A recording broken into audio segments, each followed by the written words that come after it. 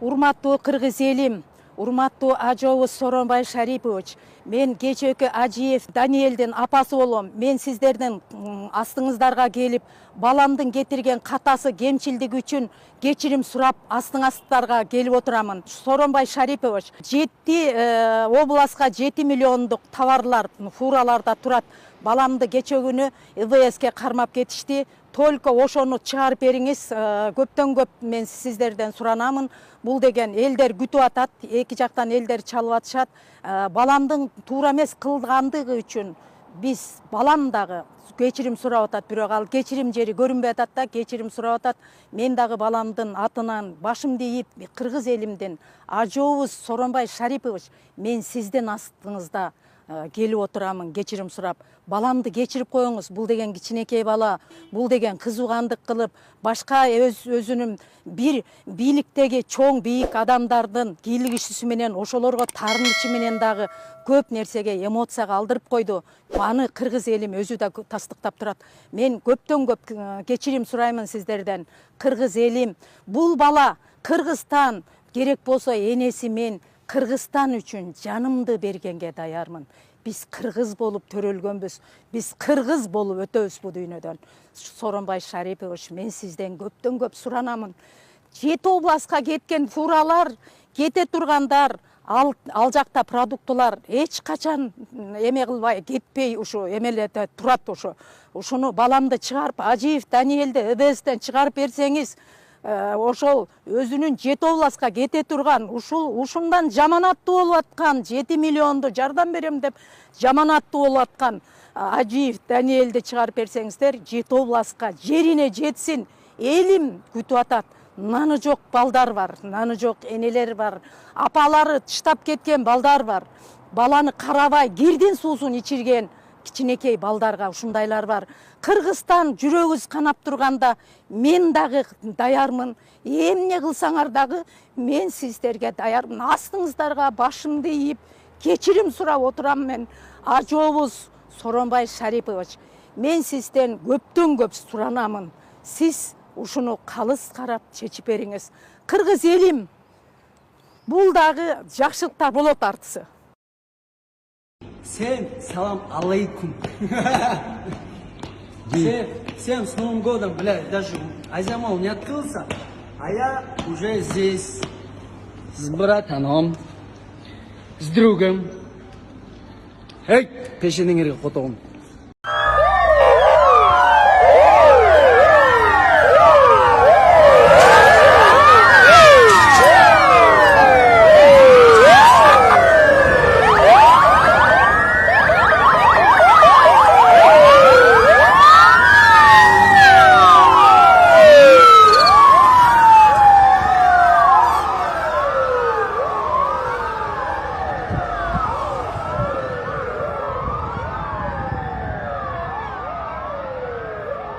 Урматтуу шаардыктар, урматтуу шаарыбыздын тургундары, азыр мына интернеттен дагы бир фейк чыгып атат. Дезинфекциядан көгүчкөндөр өлүп атат Бишкекте.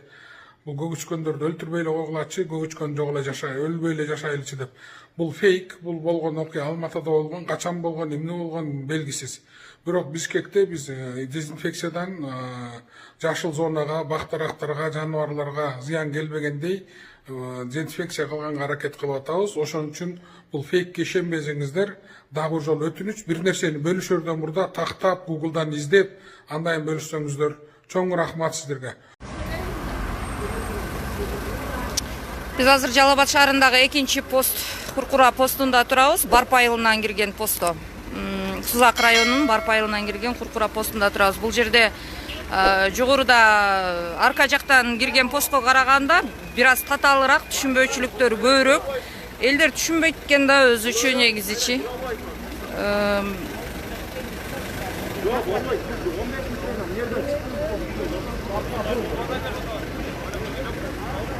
Азыр аркага буруп, эмне кирбейсиңер? Айдаңдар. Кирбесеңер айдаңдар. болот. Эл түшүнбөйт атам, эмне болуп атат? Канчадан бери турасыңар? Азыр ошо Мурат менен Баркы Байыл постунан келдик. Бул жерде абалы таталыраак окшойт, э? Бардык эле жерде 3 постто тең абал татаал. Биз азыркы барган жерден караганда бу жерде адам көбүрөөк го. Көбүрөөк. Бул жер узкий көчө, ошон үчүн көбүрөөк көрүнүп атат. Анын үстүнө ушу Оштон келген, Маккенден келген, альтернативный жол ушул болгон үчүн агым көбүрөөк. Бул жерде, эл түшүнбөгөнүнө кандай мындай чара көрүп атасыңар? Мындай түшүндүрүү иштеринде эле мындай нервтүү буздуу болуш керек уже. Милициянын кызматкерлери менен, мэриянын кызматкерлери менен түшүндүрүү иштерин жүргүзүп атабыз. Эми элди ошого чакырабыз. Азыр өзүңүздөр алдык. Азыр өзүңүздөр көргөнүңүздөрдөй мына постко биз келдик. Чындыгында мындай түшүнбөгөндөр көп отурушат да. Дагы деле отурушат унаадачы, мындай же нары жылбайт, же бери жылбайт, айтсаң же түшүнбөйт. Эми Мурат Алапты канчалык мындай аракет кылбайлы, баары мындай түшүнбөгөндөй көрүнүп атат го абалы, э? Көрбөйсүң, түшүнбөдүм. Шаарда бир той болуп атабы, шаарда бир концерт болуп атабы. Эмне бар жөнөдөн эле шаарда тиричиликти кылып, тамак ашыбыз болгондон кийин, баары болгондон кийин жакшылыкка угуп үйдө отуруп турсак болот да. Батыраак үйдө отурсак батыраак аралабыз милдеттен. Мен элдердин ушунусуна суранат элебиз да көптөн көп. Шаарга кирбесеңиздер, уктасаңыздар, жөнөдөн күнүмдүк турмуш менен жүргөн адамдар. Өлкө башчыбыз өзү баш болуп, өкмөт башчыбыз, мына губернатор, биз баарыбыз кайрылып атабыз, суранып атабыз. Элдерге кандай жетпей атат, мен түшүнбөй атам. Азыркы учурда өзүңүздөр көрүп турганыңыздардай мына жарандар менен күч түзүмдөрү ортосунда жергиликтүү бийлик түшүндүрүп атат, бирок тилекке каршы түшүнбөй атат да. Түшүнбөй атат. Ооба, Мына Майрамбек Адылбекович, айтсаңыз, азыр бул бала эмне деп келиптир эми? Өткөзүрү деп атабы же эмне? Документи жок. Мэрияга кайрылгыла атат.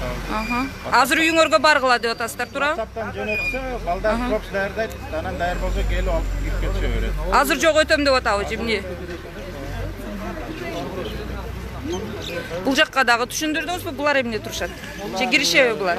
Тургундар экен, киргизип Шаардын тургундары. Азыркы учурда шаардын тургундары паспортуна карап шаар тургуну болсо киргизилет, э? Башка райондор болсо артка кайтарып атасыңар.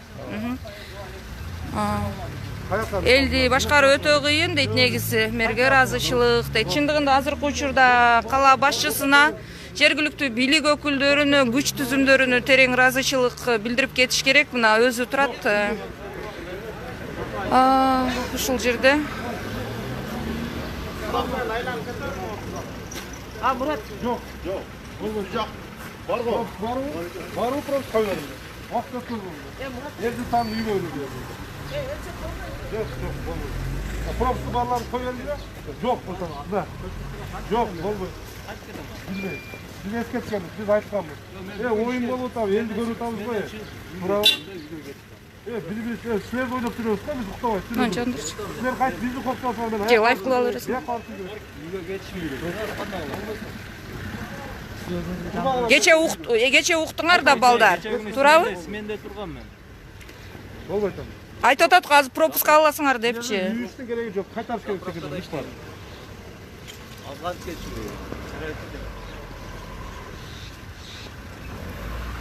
Калпына кармап турат да, бара турган жер жок буякта. Каякта бара турган жер жок? Садын шыртылма жок да, бара турган туган. Жок, ошону азыр айтып атпайбы, вице-мэр WhatsApp'тан жөнөткүлө дейт, пропуск кылабыз дейт. Эртең менен келгенмин сменге. Анан ошо кечиндеси уктуңар да балдар, туурабы? Ошону пропуска түнү менен кылып алгыла деген уктуңар да. Силердин жетекчиңер ким өзү? Жетекчиңер деле аракет кылса болот да. Кайсы заправкада иштейсиң? Кайсы заправкада иштейсиң? Айтсаң? Иштеген жеринин тайыны жок. Каерде иштейсиң десек, же жооп бербесе ага. Анан кичине мыйзамдуулук керек да. Угуш керек айткандан кийин.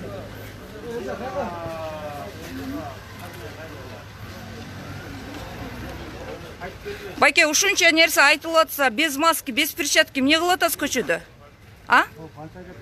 Айтсаңыз? Жок, пропускаңыз бар, бет кабыңыз жок, айтпайсызбы? Эмне кылып атасыз көчөдө?